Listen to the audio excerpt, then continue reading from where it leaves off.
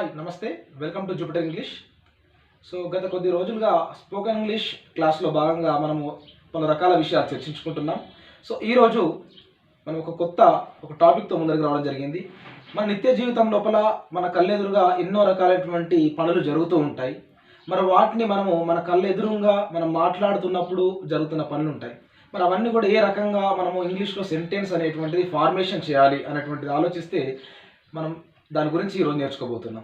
యాక్చువల్గా మాట్లాడుతున్నప్పుడు జరుగుతున్నటువంటి కానీ ప్రస్తుతము జరుగుతున్నటువంటి పనులను తెలియజేయడానికి మనము ఆమీజార్ అనేటువంటిది, ఇక్కడ ఆమీజార్ అంటేనే మనకు కంటిన్యూస్ లోపల ఇక్కడ V4 అంటే ఐఎన్జీ ఫామ్లో ఉంటుంది.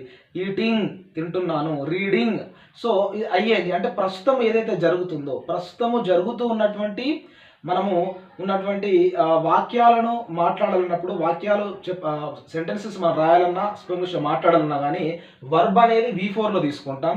మనం ప్రస్తుతము మాట్లాడుతూ ఉన్న విషయాల గురించి మనం మాట్లాడుతున్నాం కాబట్టి, చర్చిస్తున్నాం కాబట్టి వాటికి ఆమీజార్ అనేటువంటి హెల్పింగ్ వర్బ్స్ను యాడ్ చేస్తాం. అంటే ప్రస్తుతము మాట్లాడుతున్నప్పుడు, అంటే నేను మాట్లాడుతున్నప్పుడు ప్రస్తుతం మన కళ్ళెదురుగా జరుగుతున్నటువంటి పనులను మనం తెలియజేయాలి అన్నప్పుడు ఆమీజార్ ప్లస్ V4 అనేటువంటిది వాడతాం. V4 అంటే ఇక్కడ ఐఎన్జీలో వాడతాం. ఇక్కడ ఆమీజార్ అనే హెల్పింగ్ వర్బ్స్కు మనకున్నటువంటి ఆ 7 పర్సనల్ ప్రొనౌన్స్ లోపల ఆమ్ అనే దానికి ఎప్పుడైనా ఐ అనేటువంటిది ఉపయోగిస్తాం. తర్వాత ఈజ్ అనే దానికి హీ, షీ ఇట్లను మనము వాడుతూ ఉంటాం. తర్వాత ఆర్ అనే దానికి వి ఆర్ అని, యు ఆర్ అని, దే ఆర్ అని ఈ 3 కూడా మనం వాడడం జరుగుతూ ఉంటుంది. సో ఈ రకంగా మనం బేస్ చేసుకొని ఇంగ్లీష్ లోపల సెంటెన్సెస్ అన్నటువంటిది మనం మాట్లాడతాం. ఏ రకంగా ఉంటుంది చూద్దాం. ఇక్కడ గుర్తుంచుకోవాల్సింది ఒకటే, V4 వచ్చింది, దానికి ముందట హెల్పింగ్ వర్బ్స్ ఆమీజార్ ఉన్నది. అంటే ఆమీజార్తో ఎప్పుడైతే ఐఎన్జీ ఫామ్లో వర్బ్ ఉంటే అది ప్రస్తుతం జరుగుతూ ఉన్న పనులను తెలియజేయడానికి మనం వాడుతూ ఉంటాం. ఫర్ ఎగ్జాంపుల్ చూడండి, ఇప్పుడు నేను మాట్లాడుతున్నాను, మీరు వింటున్నారు. I am speaking, you are listening. I am speaking, you are watching. So ఇవన్నీ కూడా మనం మాట్లాడుతున్నప్పుడు జరుగుతున్న పని. For example I am speaking, you are listening. I am speaking, you are watching. So whatever the action which are going on at the time of speaking, those sentences you should speak by using amizar, as well as you should add verb 4 అనేటువంటిది add చేస్తూ ఐఎన్జీలో add చేస్తూ మనం ప్రస్తుతం కొనసాగుతున్నటువంటి పనులను తెలియజేయాలన్నప్పుడు ఆమీజర్తో పాటుగా verb 4 అనేటువంటిది మనం యూజ్ చేయాలి. సో ఆ రకంగా మనం ఫర్ ఎగ్జాంపుల్ మనం ఎన్నో రకాల ఎగ్జాంపుల్ తీసుకోవచ్చు. ఐ ఆమ్ స్పీకింగ్, నేను మాట్లాడుతున్నాను. దే ఆర్ టాకింగ్, వాళ్ళు మాట్లాడుతున్నారు. యు ఆర్ టాకింగ్, మీరు మాట్లాడుతూ ఉన్నారు. They are talking in English, వారు ఇంగ్లీష్లో మాట్లాడుతున్నారు. He is talking in English, అతను ఇంగ్లీష్లో మాట్లాడుతున్నాడు. She is talking in English, ఆమె ఇంగ్లీష్లో మాట్లాడుతూ ఉన్నారు. ఇక్కడ నేను హీ ఈజ్ అని ఎందుకు అంటున్నాను, ఇక్కడ హీ షీ వచ్చినప్పుడు మనం ఈజ్ తీసుకోవాలి. తర్వాత వి యు దే వచ్చినప్పుడు ఆర్ తీసుకోవాలి. ఐ వచ్చినప్పుడు మనం ఐ ఆమ్ అనేటువంటి తీసుకోవాలి. ఐ ఆమ్ మేకింగ్ కైట్స్, నేను కైట్స్ తయారు చేస్తున్నా. ఫర్ ఎగ్జాంపుల్ ఫ్రెండ్ ఎవరో కాల్ చేస్తారు, మనం ఏమంటాం, what are you doing, I am doing. What are you doing, I am doing my work. What are you doing? I am making kites. What are you doing? I am writing my diary. So whatever the actions, చూడండి ఇక్కడ I am writing means రాస్తున్నాను. Still నేను రాస్తున్నాను. I am writing, నేను రాస్తున్నాను. I am speaking, నేను మాట్లాడుతున్నాను. I am walking, నేను నడుస్తున్నాను. So whatever the action which are going on, I witness, మన కళ్ళెదురుగా కంటిన్యూస్గా ఏదైతే జరుగుతూ ఉంటుందో, ప్రస్తుతం జరుగుతూ ఉంటుందో దానిని మనం ఆమీజార్ తీసుకొని verb 4 యాడ్ చేసి మనం ఆ రకంగా మాట్లాడాలి. ఇక్కడ కంపల్సరీగా మనం ప్రస్తుతం జరుగుతున్న పనులు తెలియజేయాలంటే వర్బ్ అనేటువంటిది ఖచ్చితంగా V4లో ఉండాలి. ఐ ఆమ్ స్పీకింగ్ అనాలి తప్ప ఐ ఆమ్ స్పీక్ అన్నారనుకోండి రాంగ్, ఐ ఆమ్ స్పోక్ అన్నారనుకోండి రాంగ్. ఐ ఆమ్ స్పీకింగ్ అనేటువంటిది ఐఎన్జీ ఫామ్లో తీసుకోవాలి. ఇక్కడ ఒక ఎగ్జాంపుల్, చిన్నగా సింపుల్గా తీసుకున్నా చూడండి ఒకసారి. I am speaking in English. This is the positive sentence. మనము ప్రతి సెంటెన్స్ కూడా స్పోకెన్ ఇంగ్లీష్ లోపల ఒక వాక్యాన్ని పాజిటివ్గా, నెగటివ్గా, ఇంటరాగేటివ్గా, ఇంటరాగేటివ్గా ఈ 4 రకాలుగా మనం మార్చగలిగినప్పుడు, మార్చినటువంటి సెంటెన్స్ను మనం వాడక భాషలో ఉపయోగించినప్పుడు అప్పుడు 100% అనేటువంటిది మన స్పోకెన్ ఇంగ్లీష్లో మాట్లాడడానికి వీలవుతుంది. ఏ సెంటెన్స్ అన్నా తీసుకోండి, అది పాజిటివ్గా మనకు తెలిసి ఉండాలి, నెగటివ్గా తెలిసి ఉండాలి, ఇంటరాగేటివ్గా తెలిసి ఉండాలి, ఉండాలి, నెగటివ్ ఇంట్రాగేటివ్ తెలిసి ఉండాలి. ఇవి తెలుస్తూ ఆ నెగటివ్ ఇంట్రాగేటివ్ కానీ ముందట HOW క్వశ్చన్స్ కానీ WH వర్డ్స్తో సంబంధించినటువంటి క్వశ్చన్లు కానీ మనం పెట్టినట్లయితే పర్ఫెక్ట్గా మనం ప్రశ్నలు అడగడానికి కానీ దాని సమాధానాలు చెప్పడానికి కానీ, ప్రశ్నలు అడగాలన్నప్పుడు ఇంటరాగేటివ్లో నెగటివ్ ఇంటరాగేటివ్లో అడుగుతున్నావు, సమాధానాలు చెప్పాలన్నప్పుడు పాజిటివ్గా సెంటెన్స్లో చెప్తావు లేదా నెగటివ్ సెంటెన్స్ చెప్తావు, అయితే అవును అంటావు లేదా కాదంటావు. సో ఆ రకంగా positive sentence, negative interrogative, negative interrogative ఈ 4 సెంటెన్స్ మీకు తెలిస్తే ఇంగ్లీష్లో అనర్గళంగా మాట్లాడతావు.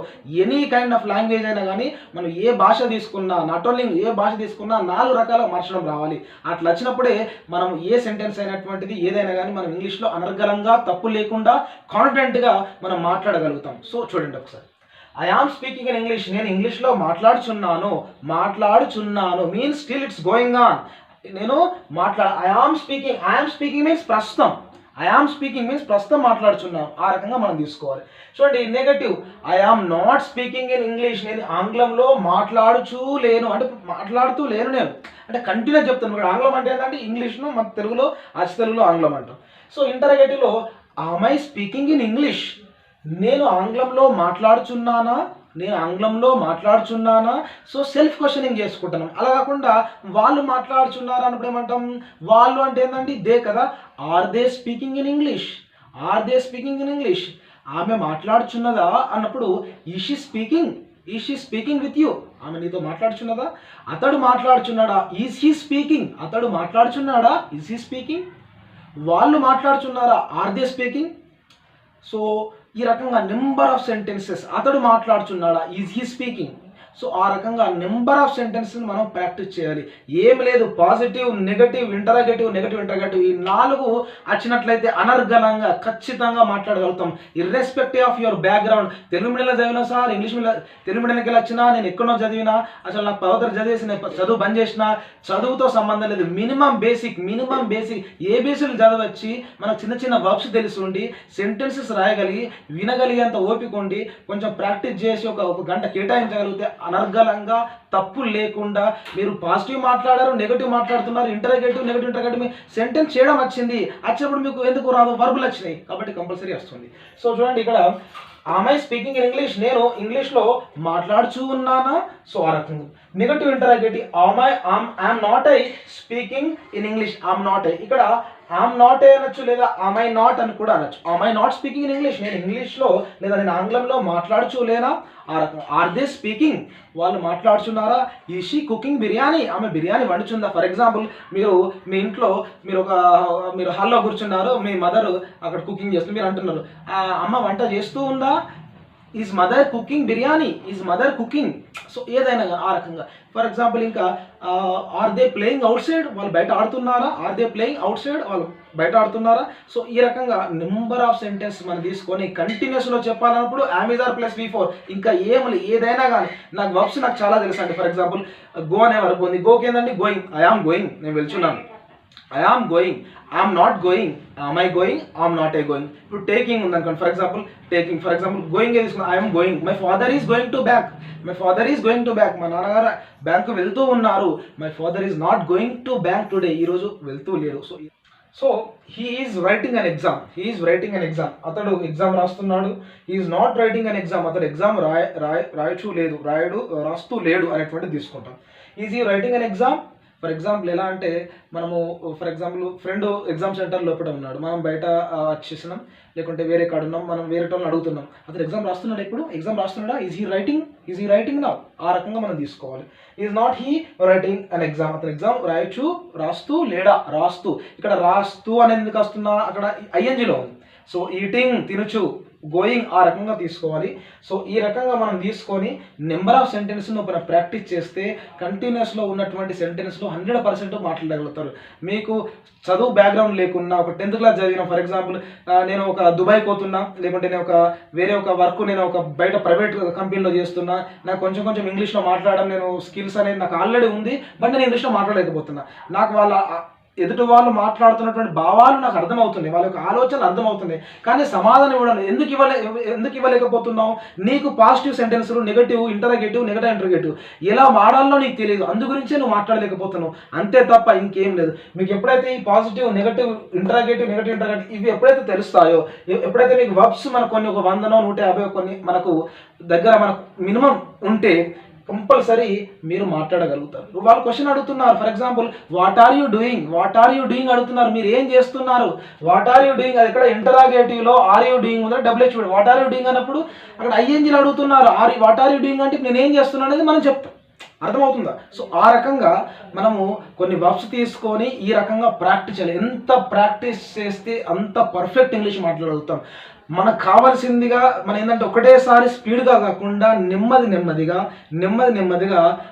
మనము మాట్లాడుతూ వెళ్తూ ఉంటే ఒక టైము లోపల ఎవరితో మనకు సంబంధం లేకుండానే మనకు ఆటోమేటిక్గా అన్కాన్షియస్గా సబ్కాన్షియస్గా మన మైండ్ లోపల ఫ్లూయెన్సీ అనేటువంటిది ఫిక్స్ అవుతుంది. సో అది పాసిబుల్ అవుతుంది. సో అది తెలుగు మీడియమా, నేను 10th క్లాస్ చదివినా, నేను ఎప్పుడో బుక్లు ఎన్నడో 10 ఏళ్ల కింద నా డిగ్రీ అయిపోయింది, నేను ఇప్పుడు మాట్లాడుతానా, ఇప్పుడు నాతో రైతుందా, ఎవ్రీథింగ్ ఈజ్ పాసిబుల్. సింపుల్గా మనం ప్రాక్టీస్ చేయాలి. సో ఆ రకంగా మీరు ప్రాక్టీస్ చేస్తే పాసిబుల్ అవుతుంది. సో అప్పటి వరకు సెలవు. ఇంకెవరైనా కొత్తగా ఈ ఛానల్ చూస్తున్నట్లయితే సబ్స్క్రైబ్ చేయండి. మీకు తెలిసిన వాళ్ళు, మీ బంధువులకు, మీ శ్రేయభిలాషులకు ఎవరైతే ఉన్నదో ఆసక్తి ఉన్న వాళ్ళకు మాత్రం కంపల్సరీగా మీరు షేర్ చేయండి. సో షేర్ చేస్తే వాళ్ళకు మీరు నాలెడ్జ్ను అందించిన వాళ్ళు అవుతారు. సో మా ఛానల్ కూడా మీరు ఎంకరేజ్ చేసిన వాళ్ళు అవుతారు. సో అప్పటి వరకు సెలవు. ఎవరైతే ఉన్నటువంటి కొద్ది మంది ఉన్నటువంటి సబ్స్క్రైబర్ అయితే ఉన్నారో వాళ్ళందరికీ కూడా ధన్యవాదాలు. Thank you.